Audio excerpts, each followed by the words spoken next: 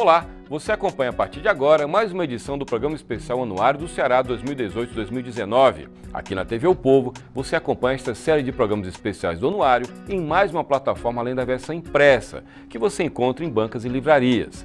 Também na web, pelo www.anuariodoceará.com.br. Hoje o nosso assunto é pesquisa. Para isso, quem está aqui comigo no estúdio é a diretora da Quali Pesquisas e Sistemas, Regina Timbó. Ela já realizou análise e coordenou mais de 1.500 grupos focais no Brasil. Fique com a gente, o programa especial Anuário do Ceará começa agora.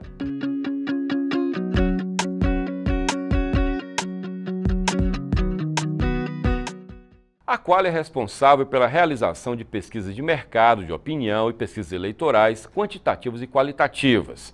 Na conversa de hoje, eu converso com Regina Passes Timbó, que é diretora da Quali, e ela vai conversar conosco sobre metodologia, sobre tendências, sobre comportamento.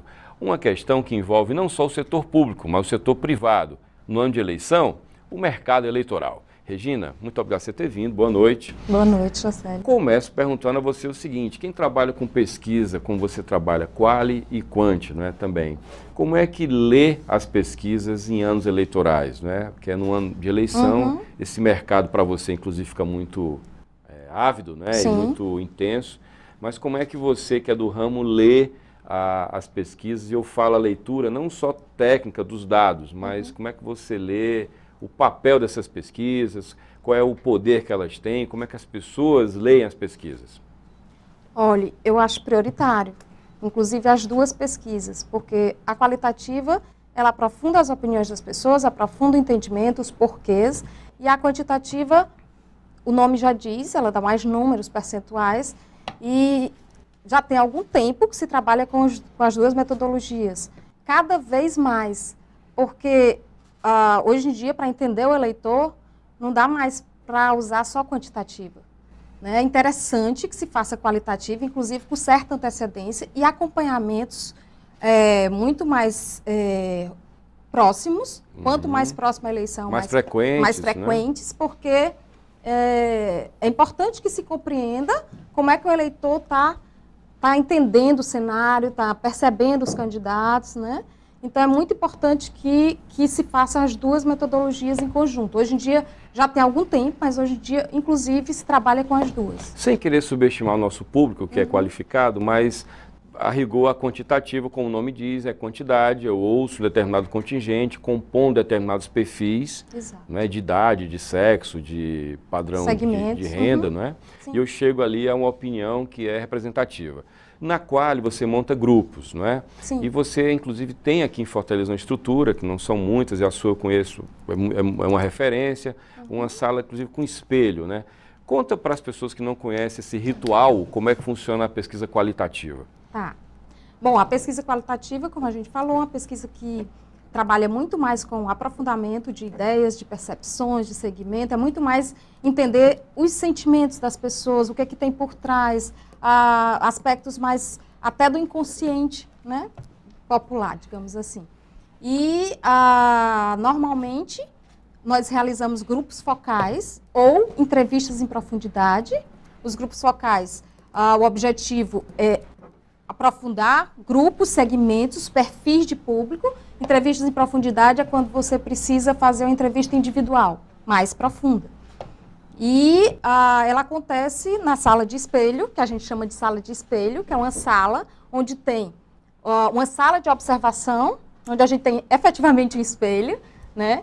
E tem uma sala de observação onde o cliente pode acompanhar. Obviamente que existe um código de ética que rege tudo isso, os institutos de pesquisa, e que a gente normalmente informa para as pessoas que está sendo gravado, que elas estão sendo ouvidas, né, por uma equipe que está acompanhando. Essas pessoas que participam, é definida cada projeto, dependendo do objetivo. Nós definimos o segmento, que tipos de público, grupo de jovens, grupo de adultos, grupo masculino, grupo feminino, por classe, por idade, né? O ideal é que não mescle, porque cada posicionamento, cada segmento de público tem um posicionamento diferenciado, tem uma forma de ver o mundo, tem uma forma de pensar e de ver, né, as coisas de uma forma diferente. Então, é muito importante que a gente defina grupos diferentes para entender um pouco mais. E que sejam vários grupos. Porque, como você falou, na pesquisa quantitativa, a gente trabalha com representatividade, com amostra. E na quali, você trabalha com representatividade. Tem que representar alguns segmentos também. Vamos pegar aqui um exemplo prático, né? Tá. Digamos que você tem um determinado produto para vender, cujo público você supõe que seja AB. Né? Você parte do princípio que aquele produto tem um posicionamento voltado para o público AB. Sim. E aí você, partindo desse princípio, você monta grupos da classe AB para que eles dêem as impressões sobre o item, não é? Ou você define o posicionamento a partir do que eles vão perceber daquele produto. Seja essa caneta, seja essa caneca, enfim. Isso. Normalmente, a gente parte de uma hipótese, né? Muitas vezes essa hipótese se confirma ou não. Né? Algumas vezes a qualitativa é feita antes, com a característica muito mais exploratória, ou após a quantitativa, porque aí realmente você tem certeza qual é o perfil do seu público. Mas normalmente ela é feita exploratória, até porque a partir da quali, a gente pode montar o questionário, enfim, estruturar melhor a investigação da pesquisa quantitativa. Então, a gente parte de algumas hipóteses, por exemplo, esse grupo AB, e aí se define que perfis, homens AB de idade de 30 a 50 anos, jovens AB de 18 a 24 anos, né? Dependendo de como o cliente perceba que é interessante ou entender aquele público do produto ou o que ele almeja. Muitas vezes é o público que ele quer atingir também. Ou seja, a partir do que a pesquisa diz, ele pode rever posicionamento, né? Exato. Antes do lançamento. Para reposicionar, para fazer ajustes, para lançar produtos, para testar produtos. A gente testa embalagem, testa produtos, testa argumentos, inclusive. Tá. Testa material de comunicação, campanhas promocionais, enfim. Todas essas formas são muito adequadas para grupos focais, para testes em grupos focais. Quem mais procura hoje os institutos, aí pela sua experiência da Quali, são as agências de propaganda ou são os clientes via marketing das empresas? Hoje a gente tem, acho que um pouco mesclado, né? As agências também, as agências têm uma lucidez, a percepção da importância disso. Muitas vezes não ocorre por limitação de verba, ou enfim, o que seja. Mas muitas vezes se arrependem porque não pesquisaram antes, não é? Sim, também. Acontece, né? Já teve situações que a gente foi testar uma campanha e a campanha não foi aprovada no grupo focal e teve que ser refeita, né? Ia para o ar no outro dia. Então, acontece sim, é muito importante que seja feito. Inclusive, a gente tem vários exemplos nacionais de campanhas frustradas. Que saem do ar no outro dia, porque foi uma terrível reação, por exemplo. Exatamente. Né? Certamente a pesquisa não deu a resposta precisa ou não foi feita. Ou né? não foi feita, exatamente. Tá. Como é que é recrutar na classe AB para uma pesquisa qualitativa? Né? Quando você pega um público mais popular, talvez seja mais fácil convencê-lo, e aqui não vai nenhum demérito, é uma questão de perfil de comportamento. O público talvez seja mais curioso, né? Como é isso? Eu vou e tal, não sei o quê. Quando você fala com o público AB, e aí eu não sei se vocês conseguem trabalhar o AAA, se é que tem esse segmento aqui, como é que você leva essa pessoa da classe AB para uma sala na tua empresa para se submeter, digamos, a esse processo? Veja. E se submeter não é nem a palavra, mas a participar desse processo. Exatamente. O enfoque é muito esse, é participação, é colaboração. Normalmente a gente tem, quando é AB, muitas vezes o cliente fornece uma listagem, dependendo do perfil do público. Quando é cliente, inclusive, ele tem uma listagem. E a gente tem uma equipe já muito experiente, que tem uma experiência de abordagem, de convencimento, ou uma rede de contatos mesmo. Tantos anos, a gente já tem uma rede de relacionamentos e é feito dessa forma. O convite, normalmente as pessoas vão, participam e tem todo um critério de seleção para isso. Elas são remuneradas por isso? São remuneradas. As pessoas participam, todo mundo acontece dessa forma. Elas participam e no final, na verdade, sobretudo para essa classe AB, né, elas não vão exatamente pela remuneração.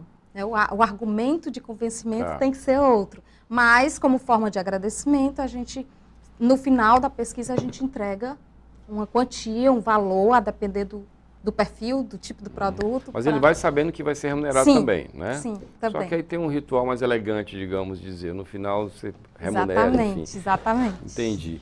Bom, isso eu estou falando de uma realidade que se reproduz em vários mercados. Isso é um procedimento padrão.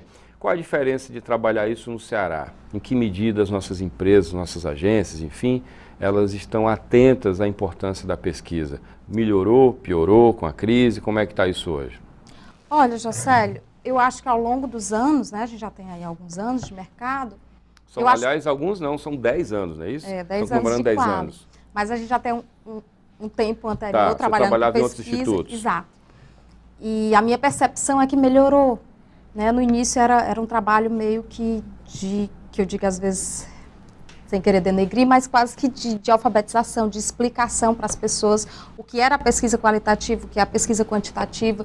E hoje não, acho que as pessoas sabem mais, mas ela tem um custo, né, que eu não considero elevado, porque acho que é investimento, muito mais do que despesa, mas ainda tem uma certa resistência de alguns empresários de ter essa percepção de investimento mais que despesa, esse enfoque. Mas com a crise, eu acho que muitos não dá para errar mais. Né? Não dá para lançar um produto, não dá para... Só tem um tiro, né, digamos. Só tem um tiro, então os departamentos de marketing estão mais atentos para isso. Né? Mas ainda é muito singelo os investimentos de marketing. Outro dia eu tive uma informação, depois eu posso passar para você, mas que em Londres, por exemplo, na Inglaterra, os investimentos são em torno de 20% a 30% da verba do marketing é para pesquisa. Aqui no Brasil é em torno de 1,9%. É mesmo? Na média é isso? Sim, é isso. Em São Paulo, no Sudeste um pouco mais, Nordeste ainda um pouco menos. Aí se pega a média nacional, fica 1,9%. Exato. Que é muito pouco, né? Muito pouco.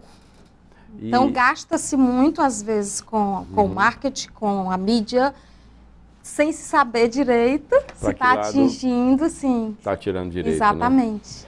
Né? O time, como é que você forma o seu time? Você tem uma equipe que trabalha, um time permanente, você eventualmente contrata profissionais por conta de algum trabalho, é isso? Sim, exatamente. Eu tenho um time permanente e, eventualmente, quando a gente tem uma pesquisa maior, a gente contrata os pesquisadores, prestadores de serviço na área de quali, de quanti.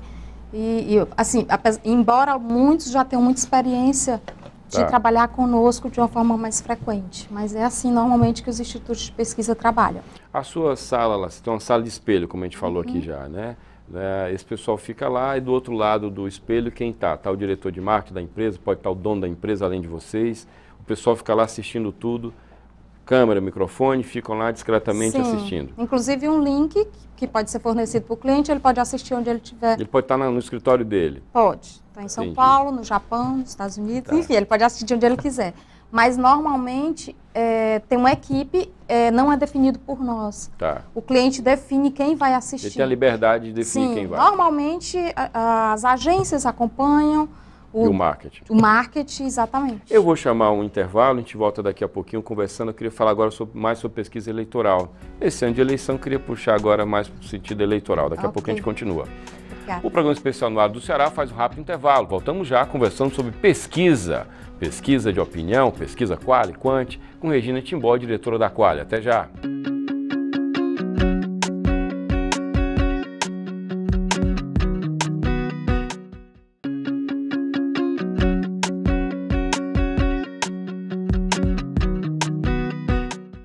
Estamos de volta com o programa especial no ar do Ceará 2018-2019, conversando hoje com a diretora da Quali Pesquisas e Salas de Espelho, Regina Passes Timbó.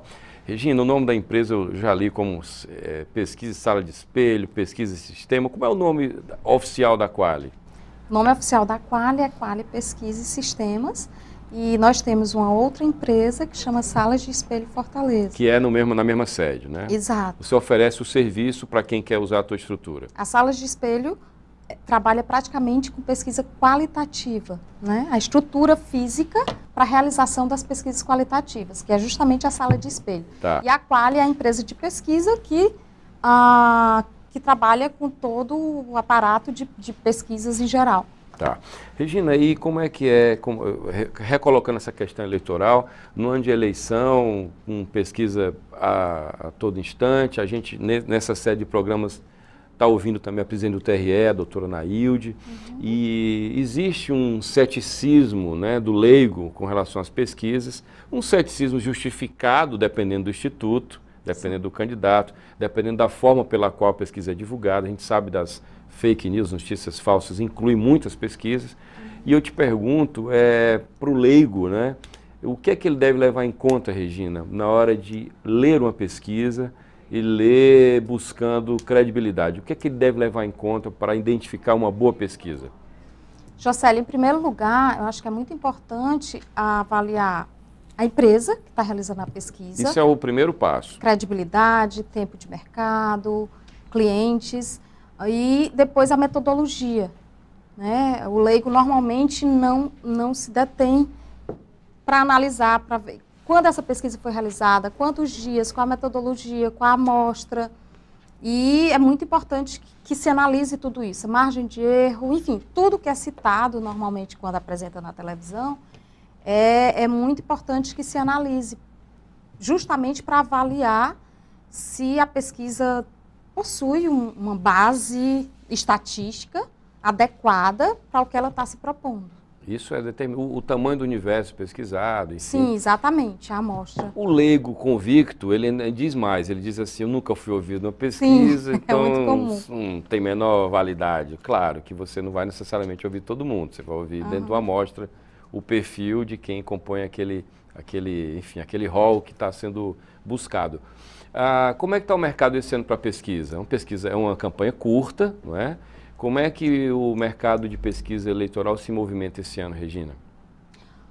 Olha, Jocélio, eu não tenho tanta noção do Brasil inteiro, mas eu tenho a impressão de que está mais tímido por tudo, né? As eleições, como você falou, as campanha eleições... muito curta, né? Muito curta, muito mais limitado os orçamentos todos dos partidos, e eu acho que tem estado mais tímido nesse sentido.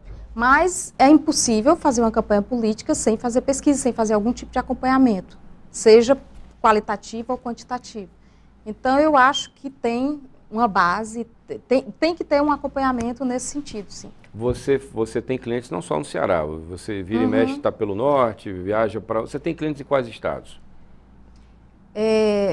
Na verdade, não são fixos, né? Tá. A gente já fez pesquisa do Sudeste, São Paulo, do Norte, Belém, São Luís, Teresina, Recife, Natal. Ou seja, você é por job, como se diz em São Paulo, digamos. Job. Você vai trabalhar em função de alguma demanda pontual. Exato. Não há nenhum tipo de política de comunicação que tenha pesquisas periódicas, não? Isso acaba sendo realmente pontual, é isso? Existe. Em função de um lançamento, enfim, Exato. Não. A Quali a gente não tem esse tipo de cliente. Mas existe sim algumas demandas que têm um acompanhamento talvez de longo prazo. Pesquisas sociais, por exemplo, de avaliação de programas governamentais. E sobre isso, desculpa interromper, mas os governos, eles, me parece que nos últimos anos, primeiro as pesquisas começaram a ser fundamentais nas campanhas, depois elas passaram a ser muito utilizadas pelos governos. Eu acho que aqui no Ceará, na era Tasso, ali naquele começo dos anos 90, que eles profissionalizaram mais a comunicação, enfim, para o bem e para o mal. E aí, naquele momento, me parece que o governo começou a trabalhar mais esse instrumento, essa munição, essa informação. Os governos, eles passaram a utilizar a pesquisa como uma ferramenta mais permanente, no que deixa de ser bom, né? Sim. Né? Quando o objetivo é avaliar a gestão, no sentido de fazer ajustes, perceber o que a população está demandando, o que é a necessidade, como é que a população está compreendendo aquela área, como é que ela está percebendo. Muitas vezes até a comunicação também é muito interessante.